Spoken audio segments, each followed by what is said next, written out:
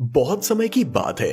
एक गांव में एक विधवा मां शारदा अपने 3 बेटों के साथ रहती थी। उसकी हालत बहुत ही खराब थी। पति के देहांत के बाद वो खुद घर घर जाकर काम करती थी। उससे जो भी कमाई होती उससे वो अपने बच्चों की परवरिश किया करती थी। उन तीनों बच्चों में जो सबसे बड़ा लड़का था वो शारदा का सौतेला लड़का था। कुछ दिन बीत जाते हैं। शारदा बहुत ही बीमार पड़ जाती है। उसे समझ में नहीं आता कि अब मैं क्या करूं। बेटा अशोक, मेरी बात सुनो बेटा। हाँ माँ, आप बोलिए, मैं आप ही के पास हूँ माँ। बेटा, मुझे नहीं लगता कि मैं अब और जी पाऊंगी। अब तू तो बड़ा है, तू कुछ न कुछ करके अपना पेट भर लेगा बेटा। लेकिन इन 2 छोटे भाइयों का क्या होगा? कैसे जी पाएंगे ये दोनों? मैं तो मरते वक्त भी इनको रोटी नहीं दे सकती। मेरे जाने के बाद क्या होगा बेटा? माँ ऐसा मत बोलो माँ, मैं तुम्हें कुछ नहीं होने दूंगा। मैं तुम्हें कुछ नहीं होने दूंगा माँ।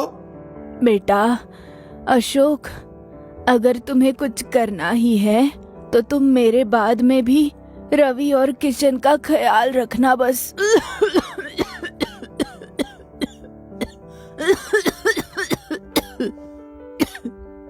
माँ ऐसा मत बोलो माँ, मैं आपको वचन देता हूँ, मैं रवि और किशन को हमेशा गले से लगा कर रखूंगा। माँ, मैं उनकी अपने खुद के बेटों की तरह परवरिश करूंगा, ये मेरा वादा है। बेटा, एक बार शादी और बच्चे होने के बाद भाई भाई को नहीं पहचानता। माँ, मैं कसम खाता हूँ, मैं पूरी जिंदगी अपनी कोई संतान नहीं होने दूंगा। आज से रवि और किशन मेरे बेटे हैं। अशोक की ये बात सुनते ही शारदा को तसल्ली हो जाती है और वो दम छोड़ देती है। किशन, रवि और अशोक रोने लगते हैं। अब सारा क्रियाक्रम करने के बाद अशोक सोच में पड़ता है कि अब मैं क्या करूं। अशोक एक कपड़े की मिल में काम करने लगता है और वहां से अशोक की बहुत तरक्की होती है। कुछ ही साल बाद अशोक खुद की एक कपड़े की मिल शुरू करता है। कुछ ही दिनों में अशोक की शादी भी हो जाती है। अशोक अब बहुत बड़ा आदमी बन जाता है। वो अपने दोनों भाइयों को नए कारोबार शुरू करवा देता है। भैया, आपने हमारे लिए बहुत किया है, हम आपका ये एहसान कभी नहीं चुका पाएंगे। अरे पगले, ऐसा क्यों कह रहे हो? तुम दोनों मेरी ही जान हो, मेरे बच्चों। अशोक ने ये सब तरक्की अपने मेहनत से और लगन से हासिल की थी और अपने माँ को दिए हुए वादे को सही करने की कोशिश में की थी। उस वक्त अशोक एक मंदिर से एक अनाथ लड़के कृष्णा को घर लेकर आता है। कृष्णा घर का सारा काम करता था और अपने अशोक साहब को वो भगवान की तरह पूजता था। अशोक भी कृष्णा पर अपनी जान छिड़कता था और कृष्णा को अशोक अपना बेटा मानता था। अशोक अब अपने भाइयों की धूमधाम से शादी कर देता है। रवि, किशन, जरा इधर आओ। मेरे बच्चों, अपने कारोबार में हमेशा मेहनत करना और बहुत तरक्की करना। हाँ भैया, आप चिंता मत करो, हम बहुत मेहनत करेंगे। दोनों भाइयों की शादी के बाद रवि और किशन की पत्नियां सुमन और भारती को हमेशा अशोक की पत्नी जानकी से जलन होती थी। दोनों को लगता था कि घर में छोटी से छोटी चीज के लिए उनको जानकी दीदी से पूछना पड़ता है, लेकिन जानकी हमेशा भारती और सुमन का ख्याल रखती थी। वो भी अशोक की तरह उन्हें अपनी बेटियां मानती थी। शाम को जब रवि और किशन घर पर आते हैं तभी भारती और सुमन, अजी सुनते हो, क्या इस घर में सिर्फ जानकी दीदी की चलेगी? हमें ऐसे नहीं चलेगा। या तो आप अपने बड़े भाई और भाभी के साथ रहिए या हमारे साथ। आपको आज फैसला लेना ही पड़ेगा। ये सारी बातें कृष्णा सुन लेता है और अशोक को फोन पर बता देता है। किशन और रवि अब दोनों अशोक के आने का इंतजार करते हैं और जैसे ही अशोक घर आता है, देखो भैया, आज से हम इस घर में नहीं रहेंगे, हम अब नए घर में जाने की सोच रहे हैं, हमें हमारा हिस्सा दे दो। अरे पगलो, यहाँ नहीं रहोगे तो कहाँ जाओगे? ये सब मैंने किसके लिए किया है? ये सब तुम्हारा ही तो है। इस जायदाद का मैं क्या करूंगा? मुझे तो बस तुम लोगों की खुशी चाहिए। जानकी, जरा इधर आओ, घर की तिजोरी की चाबियां मुझे दे दो। जानकी चाबियां अशोक को दे देती है और वो चाबियां सुमन और भारती को देता है। देखो बेटियों, संभालो अपने घर को, ये आज भी तुम्हारा है और कल भी तुम्हारा है।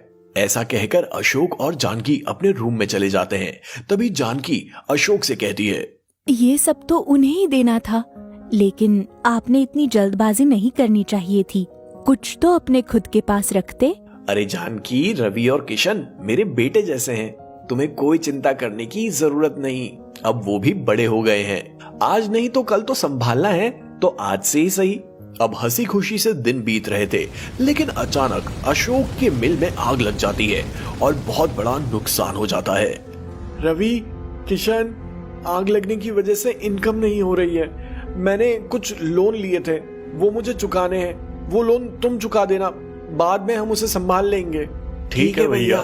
सब खाना खाते हैं और सोने अपने अपने रूम में चले जाते हैं। तभी सुमन और भारती किशन और रवि से कहती हैं, तुम दोनों के पास क्या बहुत ज्यादा पैसा हो गया है क्या?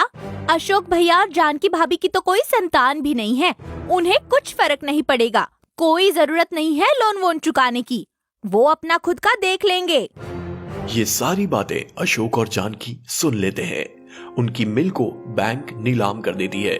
सुमन और भारती कृष्णा पर गहने चोरी करने का इल्जाम लगाकर घर से बाहर कर देती हैं। जानकी ये सब सह नहीं पाती और चल बसती है। जानकी के जाने के बाद अशोक अपना होश खो बैठता है। रवि और किशन भी अपने भाई को घर से निकाल देते हैं। अशोक बेचारा कभी किसी मंदिर या कहीं पे भी जाकर अपना पेट भरता है, जो मिले उसे खाकर अपना दिन निकालता है। इधर कृष्णा मुंबई जाकर बहुत बड़ा आदमी बन जाता है।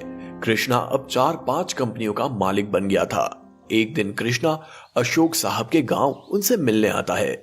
मिलने से पहले वो वहीं मंदिर दान करने जाता है, जहां से अशोक साहब ने कृष्णा को उठाकर घर ले गए थे।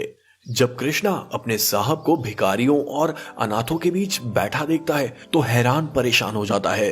कृष्णा उन्हें देखकर उनके पैरों में पड़ जाता है और रोने लगता है।